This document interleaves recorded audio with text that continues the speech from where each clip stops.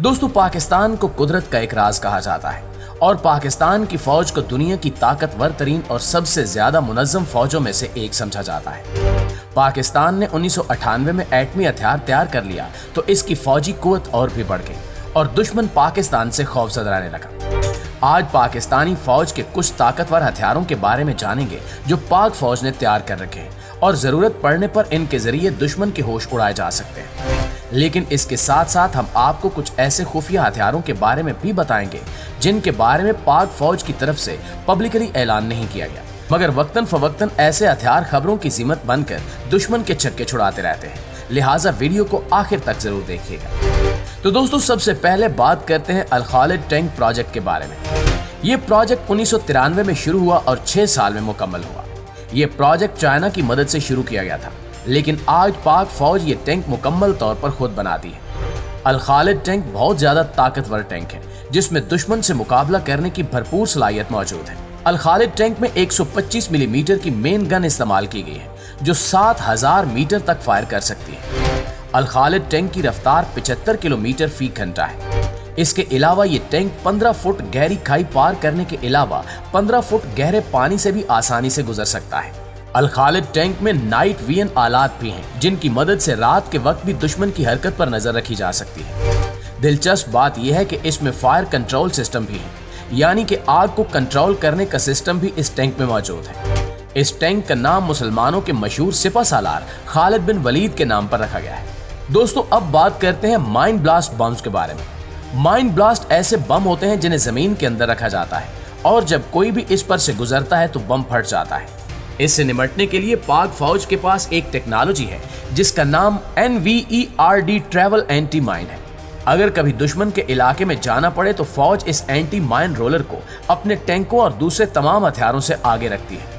इसका मकसद ये होता है कि अगर रास्ते में कहीं माइन ब्लास्ट हो तो ये एंटी माइन उन बमों को तलाश करके लेजर शुआओं के जरिए पहले ही तबाह करते हैं। दोस्तों, AM-50 एक मसनूई पुल है जिसे एक व्हीकल के साथ मूव करवाया जाता है। पाक फौज इसे तब इस्तेमाल करती है जब रास्ते में पहाड़ या खंदक हो या रास्ता बंद हो। ये पुल 10 से 12 मीटर लंबा और 4 मीटर चौड़ा होता है और 2 से 6 मीटर की गहराई को पार करने के काम आ सकता है।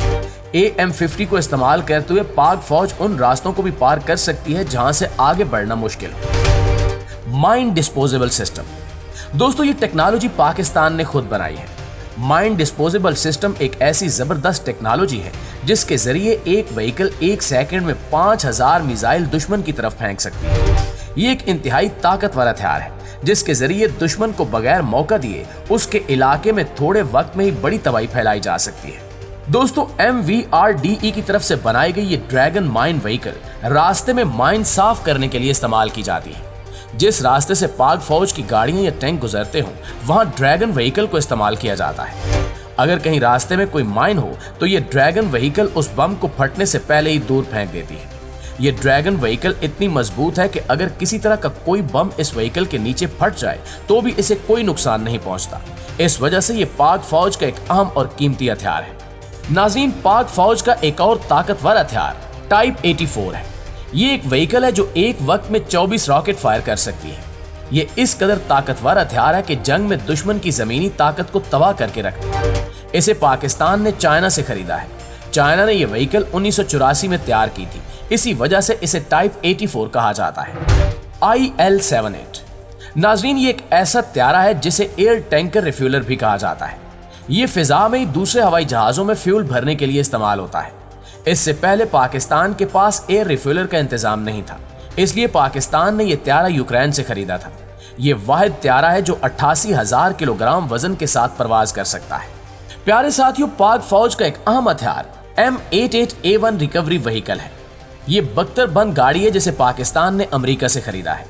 जंग के दौरान आर्मी का गाड़ियों या टैंकों का नुकसान हो तो M88A1 के जरिए इन्हें मौके पर रिकवर किया जा सकता है, यानी खराब हुई गाड़ियों को फौरन ठीक करके फिर से जंग में इस्तेमाल के लिए तैयार किया जा सकता है।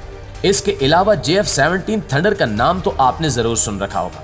ये एयरक्राफ्ट पाकिस्तान और चाइना ने मिलकर तैयार किया है और ये एयर टू एयर और एयर टू ग्राउंड बैक वक्त दोनों मिशन करने की सलाहियत रखता है, यानी कि ये परवाज के दौरान जमीन पर भी निशाना ले सकता है और दुश्मन के दूसरे हथियारों पर भी। जी तो दोस्तों, ये थे पाकिस्तान के कुछ ताकतवर हथियार।